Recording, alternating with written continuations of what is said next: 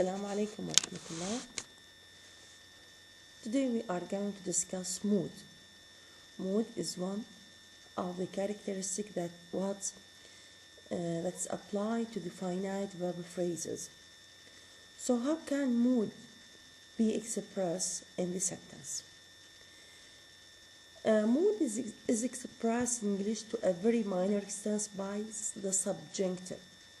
Now we are going to deal with the ways. What are the ways by which we can express mood, or mood can be expressed in the sentence? The first way, or the first criteria by which it is the subjunctive, and we are going to deal with more than one type for subjunctive, one category for subjunctive. This is an example. The second way, by using the past tense forms. First, either by subjunctive or by using the past tense forms. You see, I say forms. Like if you taught me, I would learn quickly. Again, we are going to deal with what does it mean using tense forms, past tense forms to indicate or to express mood. But the most important and the most common way to express mood is by using the modal auxiliaries. Using the modal auxiliaries. Again, all these things will be discussed fully in expressing mood. Starting with the first way to express mood is by the subjunctive. Keep in mind, student, subjunctive, it is not something normal. It is not something colloquial. We have more than one category for the mood, for the subjunctive, but you should keep in mind that when you hear the word subjunctive, make some sort of connection, a close relation between subjunctive and the base form of the verb. Yani in all cases of the subjunctive, you should find, or you will find the base form of the verb. So subjunctive, it is a grammatical term. Grammatical term can be expressed, or it has three categories. They can be distinguished by the following. The first one, mandative. There are certain cases or certain characteristics for the mandative subjunctive. Mandative, you should find that clause in the mandative, in this kind of subjunctive. In that clauses has only one form. You see, the first characteristic, you should find that clause. Second, which is the most obligatory condition to have subjunctive, is by having the base form. This means there is lack of regular indication. Lack of regular indication. Indicative can occur between subject and finite verb in the third person singular. Means in that clause, with subjunctive, I will have that clause. Within that clause, I will have the base form before the verb, following the subject. Regardless what is the subject, you will have the finite or the base form. Whether it is plural, singular, you will have the base form. Whether it is past or present, you will have the base form. Okay? This subjunctive can be used with any verb in subordinate clause. That clauses when the main clause contains an expression of recommendation, resolution, demanded, and so on. So we should keep in mind, students, such kind of subjunctive, it has two. It is not a simple sentence. It contains a subordinate clause, and a that clause. When the main clause, and superordinate, main clause plus that clause. The main clause, when I say we conclude that, I recommend that, for example, we demand that. They suggest that. You see? They suggested that. ستواني البيس form. The base form الفعل المجرد will be where in the that clause. In the sentence or after the subject within the that clause. طبعا it is very formal and especially in American, where in less formal context one would rather make use of other devices, such as to infinitive or should infinitive. Means طبعا this is by using within that clause you use the subject plus the base form. This is very formal. In order to make it less formal, you can say, for example, either to infinitive or should. Let us see how. It is or it was necessary. هنا هذا المين clause. هذا المين clause ما عندي أي مشكلة بها. It is main clause وهذا subject with the verb can carry ماكو أي مشكلة. Necessary. This is what I mean. Now we demand, we require, we such and such, that every member, it is what? Singular. المفروض if it is subject, if it is present, I should say informs with S third person singular. Okay?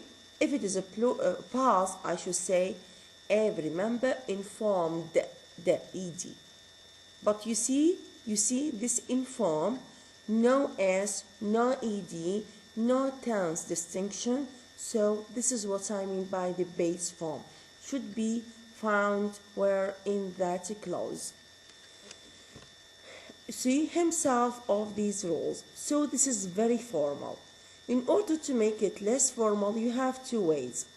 Either by inserting should between the subject and the base form, it is necessary that every member should inform himself to these rules, or you can insert to between the subject and the base form. Okay? This is the main characteristics for what? For the mandative subject. Within the mandative, you should have that clause.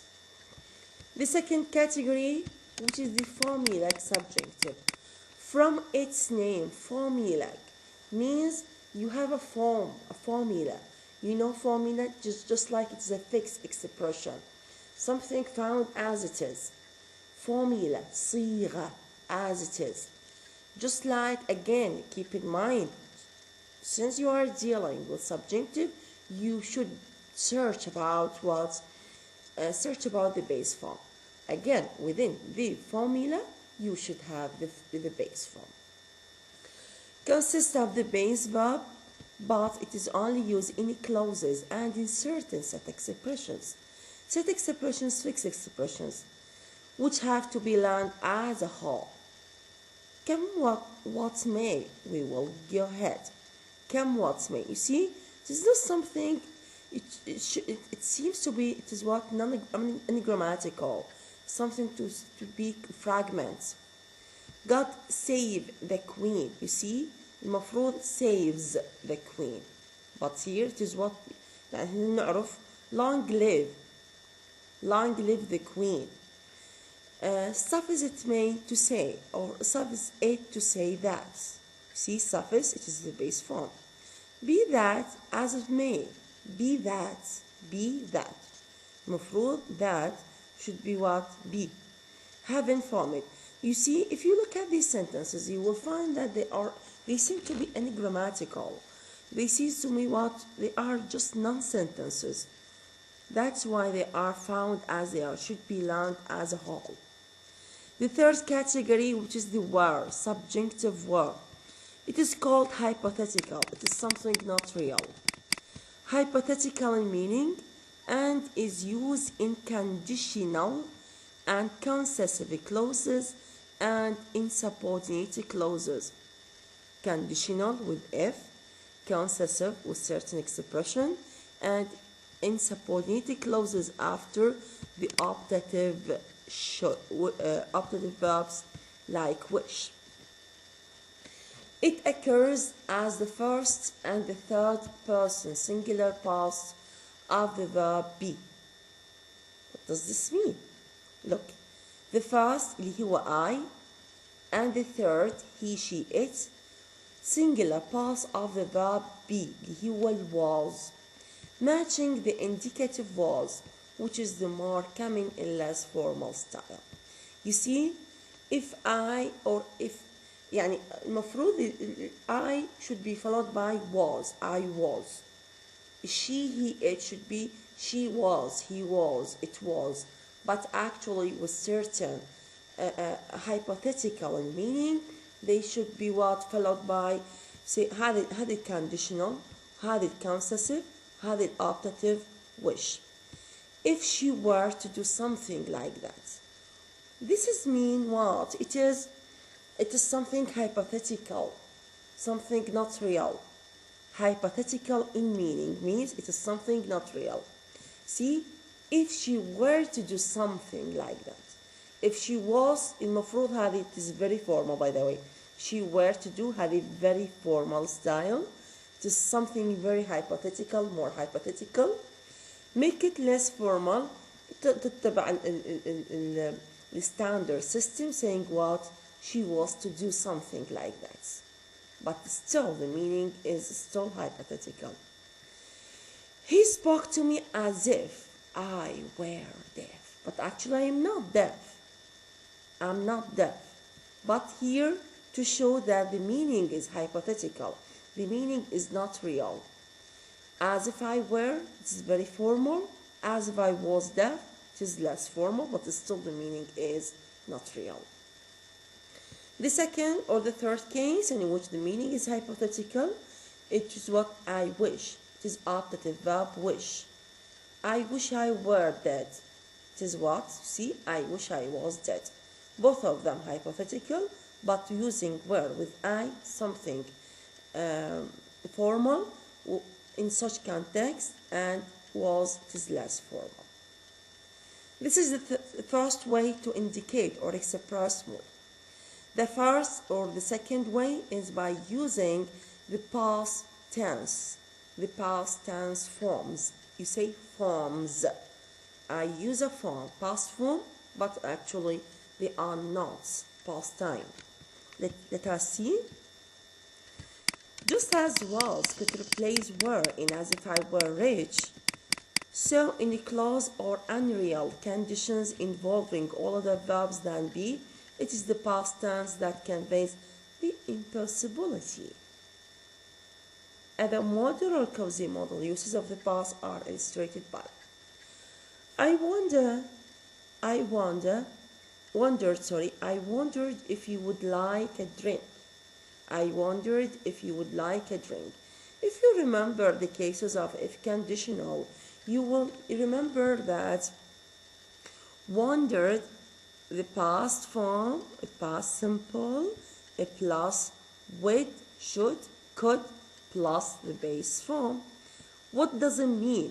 It is impossibility. It is impossibility. So this is what I mean. The meaning here, though it is what it has past forms, but actually it is not past time, which involves an attitudinal rather than time distinction.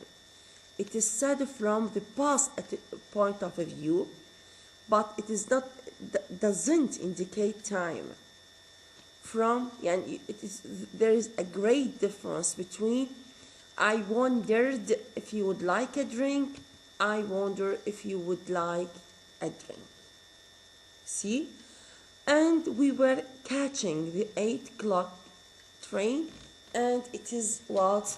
It is nearly 8 o'clock already. Here it is something impossible. We were catching.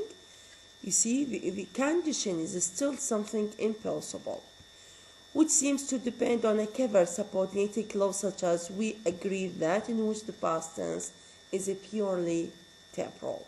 So keep in mind, the second way to indicate the future or to indicate mood is by using the past forms to indicate impossibility, to express impossibility, which is one way to express mood in general. The third way, which is the most common, which is what the uses of modal auxiliaries. Uses of modal auxiliaries. And we are going to deal with each modal auxiliaries. طبعا we are going to deal with them according to pairs: can, could, may, might, shall, should, will, would, and something like that. Starting with the first pair, can and could. Can and could. By the way, could is the past form of can, but actually I can use could in the present time and past time equally. Okay, let me see.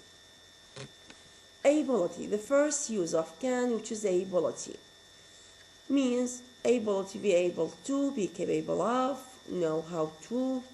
Like he can speak English, but he cannot write it very well. Means he's able to speak. He is capable of speaking English وهكذا. Again, the first use of can, which is permission. By the way, permission, it is impolite way to ask permission, and it is less formal. يعني you can ask your friends permission by using, can I use your pen?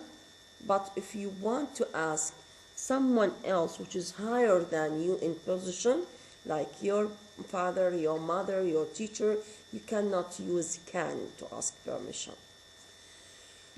Can I smoke in here? May I smoke in here? Both of them, by the way, both of them can and may indicating permission, but using may is more politer, more formal than can in expressing permission. The third use, which is what? Possibility. The third use of can, which is theoretical possibility. It is something in contrast to the factual possibility. Theoretical possibility is something from the theoretical point of view, not real. Anybody can make mistakes. Anybody can make mistakes. Like, it is possible that anybody can make mistakes.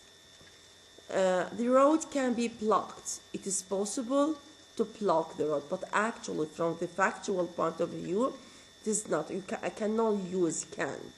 Instead, I can use another modal auxiliary.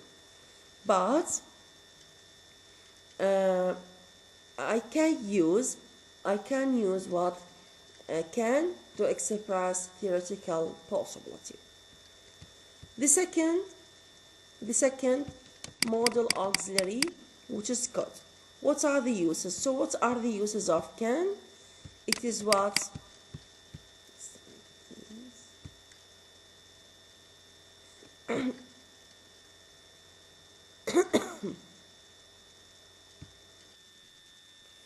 So what are the uses of can, which is either ability, permission, impolite permission, or informal, less formal permission, and theoretical possibility. In contrast to could, which is the past form of can, first use, it is past ability.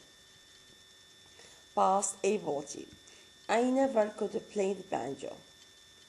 Present or future permission. Present or future permission. Could I smoke in here? Either present or the present time, or in future time. Present possibility, either theoretical or factual. Factual is something facts from the factual point of view, something real, not مثل ما نقول حبر على ورق. We could go to the concert, which is theoretical. The road could be blocked. Contingent possibility or ability in unreal condition. You're using if condition. If we have more money, you remember the past time or the past simple plus could plus the verb infinitive. So these are the main use of could. My question is, can I have Can I have past permission؟ أخذنا ال present permission either by can or by could. The future permission can be expressed by what? By could. Again, the past permission can be expressed by could, in which the whole situation refers to a past time. So the permission, the past permission related to a particular point in past. Just like this one, this used to be. This used to be, it is what? Something in past. Children room, but they couldn't make a noise there because of the neighbors. You can conclude from this sentence that the time is totally in past, totally finished. Look at A, which express ability can be expressed or can bring the implication of willingness. Can you do me a favor? Could you do me a favor? Actually يعني we say can you do me a favor? Could you do me a favor? يعني are you able to do me a favor المفروض, but actually are you willing? Do you want? Did you want? Are you willing to do me a favor? Are you willing to help me? This is the idea. Here it is said that more generally the past can, could. For example, permission, possibility is could have. The past can, could for permission, and possibility is could have a plus verb ed. Tonight you can dance if you wish, but you couldn't have danced last night. Clearly, could have danced means in the past. It is what? Permission and possible permission in past. It is permission in past. Okay, the second pair, which is may and might. May and might. May here either permission, which is more politer than can. Say be allowed in this sense means more formal than can instead of may not or mayn't. This stronger must not is often used in the negative to express prohibition. يعني if I ask you, may I, for example, may I borrow your car? May I borrow your car?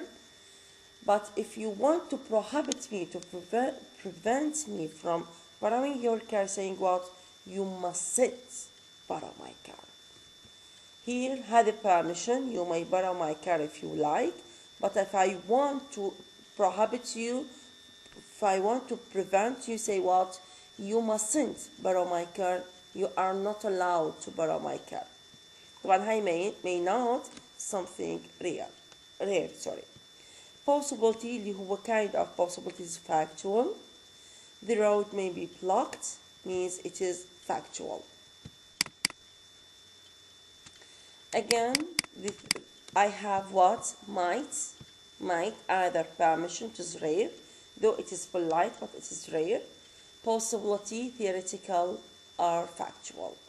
يعني you by memorizing the uses of the model auxiliaries needs to be more a practice.